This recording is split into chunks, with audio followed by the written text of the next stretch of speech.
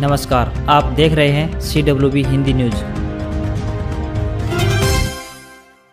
Haryana budget सत्र के पहले दिन राज्यपाल के अभिभाषण के बाद में कांग्रेस की ओर से शोरगुल करते हुए अविश्वास प्रस्ताव व प्राइवेट बिल का मुद्दा उठाया। स्पीकर द्वारा बिल को अस्वीकार कर दिया गया है। साथ ही अविश्वास को लेकर 10 दिन का समय दिया गया है। कांग्रेस की ओर से सदन के अंदर व बाहर कृषि कानूनों के विरोध में विरोध दर्ज कराया गया।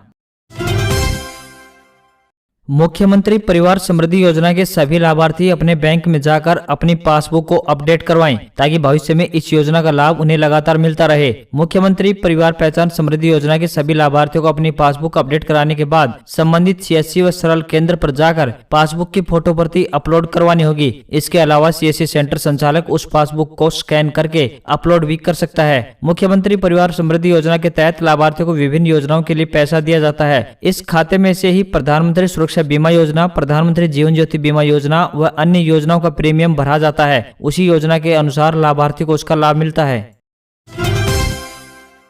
सरकारी नौकरी पाने और वह भी पटवारी बनने का ख्वाब देख रहे युवाओं के लिए बेहतरीन मौका फिर लौट आया है। हरियाणा राज्य में पटवारी और कैनाल पटवारी यानी नहरी क्षेत्र के पटवारी की भर्ती प्रक्रिया पुनः शुरू कर दी गई है। यह भर्ती पटवारी के 1100 पदों के लिए हो रही है। इस भर्ती को आयोग ने दोबारा शुरू कर दिया है। हरियाणा कर्मचारी चयन आयोग ने 1100 पटवारी और कैनाल पटवारी के पदों के लिए ऑनलाइन आवेदन प्रक्रिया को फिर से खोलने के बारे में एक नोटिस जारी किया है। जिन अभ्यर्थियों ने पहले भर्ती के लिए आवेदन नहीं किया वे अब आवेदन कर सकते हैं। इस संबंध में 8 मार्च 2021 से 22 मार्च 2021 तक ऑनलाइन आवेदन पंजीकरण विंडो को फिर से खोला जाएगा। ध्यान दें कि जिन उम्मीदवारों ने पहले पटवारी भर्ती के लिए आवेदन किया है उन्हें फिर से आवेदन करने की आवश्यकता नहीं है।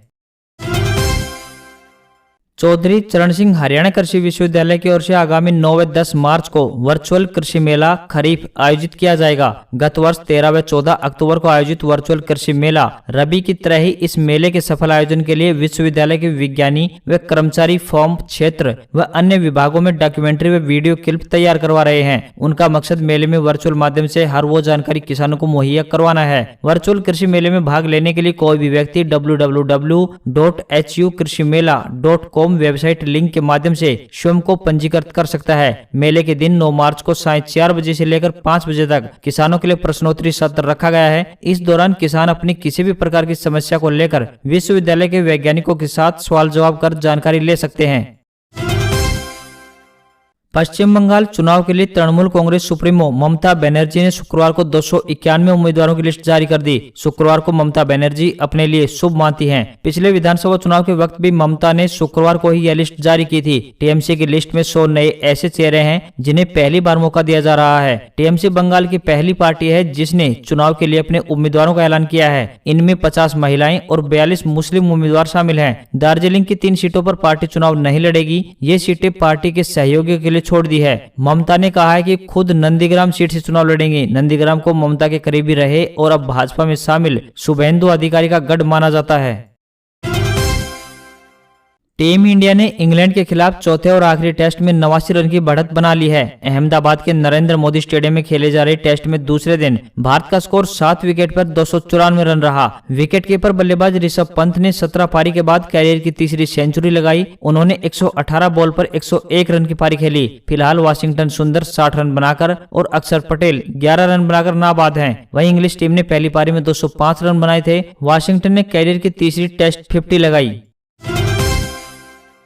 कर्ज में दबा पाकिस्तान दुनिया से मदद को मोहताज है, लेकिन वहां के प्रधानमंत्री इमरान खान बौखलाहट में अमीरी की बचकानी बातें कर रहे हैं। उन्होंने गुरुवार को देश के नाम संबोधन में कहा, पहले जब मैं भारत से पाकिस्तान लौटता था तो लगता था कि किसी गरीब मुल्क से अमीर मुल्क में आ गया हूं, लेकिन अब हमें शर्म आती है। हमारा मुल्क धीरे धीरे गरीब हो गया है। पाकिस्तान के नाजुक आर्थिक हालात और सत्ता जाने के खतरे के बीच इमरान की बौखलाहट तो समझ आती है, लेकिन यह बात समझ नहीं आई कि उन्हें भारत के मुकाबले पाकिस्तान में अमीरी का एहसास कैसे होता था, क्योंकि आर्थिक रूप से पाकिस्तान न तो आज भारत के आगे कहीं टिकता है और न ही पहले कभी टिकता था। 1 अप्रैल से महंगे हो सकते हैं टीवी। 2 से लेकर 3,000 रुपए तक दाम बढ़ सकते हैं। कस्टम ड्यूटी इनपुट कॉस्ट के कारण हो रही है लगातार बढ़ोतरी। यदि आप अपना पसंदीदा टेलीविजन यानी टीवी खरीदने के बारे में सोच रहे हैं तो जल्दी करें। 1 अप्रैल 2021 से टेलीविजन की कीमतों में 2,000 से लेकर 3,000 रुपए तक की बढ़ोतरी हो सकती है। टीवी की कीमतों में लगातार बढ़ोतरी हो रही है। अकेले बीते 8 महीनों में ही कीमतें 3 से लेकर 4,000 रुपए तक बढ़ चुकी हैं। सस्ते डेटा और फोन के बाद अब जियो एक लो कॉस्ट लैपटॉप पर काम कर रही है। रिपोर्ट के मुताबिक इसे जियो बुक नाम से उतारा जा सकता है और ये जियो ओएस पर काम करेगा। लैपटॉप में तमाम जियो एप्स प्री इंस्टॉल्ड मिलेंगी और यह भी कहा जा रहा है कि 4G LTE को सपोर्ट करेगी। इससे पहले भी साल 2008 में आई एक रिपोर्ट में कहा गया था कि जियो लैपटॉप सेगमेंट में काम कर रही है। उम्मीद की जा रही है कि लैपटॉप कंपनी को मोबाइल फोन यूजर्स के परे ऐसे ग्राहकों तक पहुंचने में मदद कर सकता है जो बजट फ्रेंडली कंप्यूटिंग डिवाइस की तलाश कर रहे हैं। कमजोर ग्लोबल संकेतों के चलते शेयर बाजार शुक्रवार को लगातार दूसरे दिन गिरा। बीएसई सेंसेक्स 440 अंकों की गिरावट के साथ 50,405.32 पर बंद हुआ। निफ्टी इंडेक्स भी 142 अंकों की गिरावट के साथ 14,938.10 पर बंद हुआ। सोने की कीमतें लगातार चौथे दिन गिरावट के साथ 43,887 रुपए प्रति 10 ग्राम तक पहुंची, तो वहीं चांदी 1,822 रुपए की गिरावट के साथ 64,805 रुपए प्रति किलो पर आ गई। फ्लिपकार्ट में जुड़ा वॉइस सर्च फीचर अब हिंदी और अंग्रेजी में बोलकर ढूंढ सकेंगे प्रोडक्ट। ऐप और मोबाइल साइट दोनों पर मिलेगी सुविधा। फ्लिपकार्ट ने अपने प्लेटफॉर्म पर वॉइस सर्च का फीचर जोड़ दिया है। यह फीचर ग्राहकों को हिंदी, अंग्रेजी या हिंग इंग्लिश यानी अंग्रेजी और हिंदी का मिक्स में बोलकर आइटम सर्च करने में मदद करेगा। कंपनी का कहना है कि यह ऐसे लोगों के लिए काफी फायदेमंद साबित होगा जिन्हें सामान ढूंढने में मुश्किल होती है। यह फीचर उनके शॉपिंग एक्सपीरियंस को बेहतर बनाएगा। पिछले साल अमेजन ने भी अपने एंड्रॉइड ऐप में वॉइस सर्च का ऑप्शन जोड़ा था। फ्लिपकार्ट का कहना है कि बोलकर सर्च करना अंग्रेजी में टाइप करने की तुलना में 3 गुना और हिंदी में टाइप करने की तुलना में 5 गुना तेज है।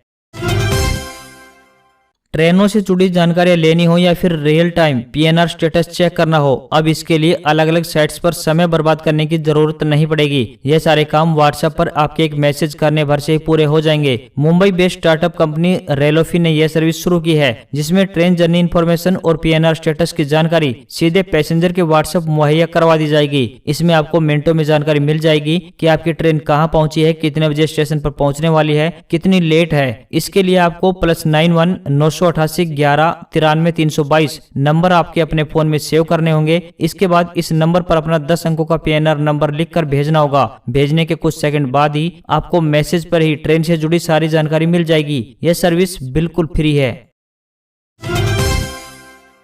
सीएम मनोहर लाल 12 मार्च को पेश करेंगे हरियाणा का बजट। इस बार बतौर वित्त मंत्री सीएम मनोहर लाल दूसरी बार बजट पेश करेंगे। यह 12 मार्च को आएगा। अब से पहले इसके 10 को आने के कयास लगाए जा रहे थे, लेकिन सत्र 16 तक का अनुमान था, जिसको बढ़ाकर अब 18 तक कर दिया गया है।